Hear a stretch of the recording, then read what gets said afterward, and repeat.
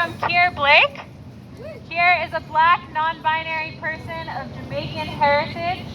They are the co-founder and current director of community partnerships at Cirque Empowerment, a queer and BIPOC-led nonprofit working at the nexus of climate education and environmental justice organizing. Kier studied nonprofit and collective organizational management and development at NYU.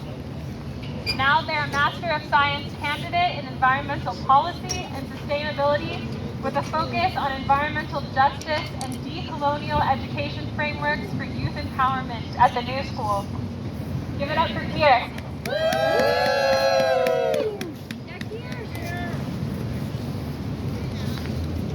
So, to quote Hillary, enough is enough. And a lot of the things that Hillary said are things that I'm also just going to emphasize.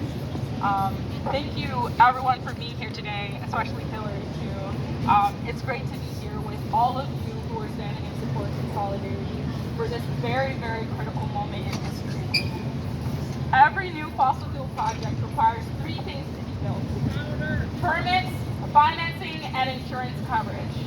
Without these critical components, fossil fuel companies cannot dig new coal mines, build tar sands, pipelines, or expand oil and gas production, signaling that the East African crude oil pipeline, otherwise known as EACOP, play a large role in our collective dependence on fossil fuels and expansion.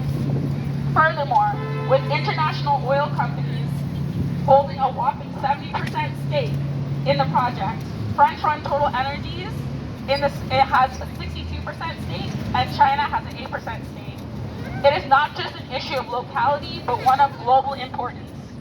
Local because of the thousands that will be displaced and are already being displaced to make way for this dirty snake, and the 40 million human beings that will suffer due to Lake Victoria's waters, the largest lake in the basin of Africa, being poisoned, not if, but when it is reached. I commend the organizers today, both present with us in person and in spirit, for their efforts to stop 20 banks and 22 insurers from publicly committing to not cover EACOP, and for all of you who are here today to stand in solidarity. Woo! Che Guevara said, "Everyone who trembles at injustice is his comrade," and you all today are our comrades. So, as Hillary said, thank you to the young ones. There's a lot of people who have said that we should be looking to leave the world better for the generations to come. And without you here today, none of this would be possible, none of it would be worth it. So thank you for all the little ones who are also here with us today. But let's be clear, and let's stand firm in our commitment to our Ugandan and Tanzanian siblings in saying enough is enough.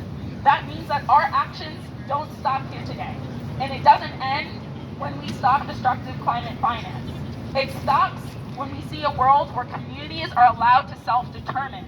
It stops when we see a stop in imperial forces, such as Total Energies, such as CNOOC, such as AIG, such as Chubb, such as Liberty Mutual, using our funds right here in America when you pay for insurance, when you pay for your energy, to be used for destructive pipeline projects both here and all over the world.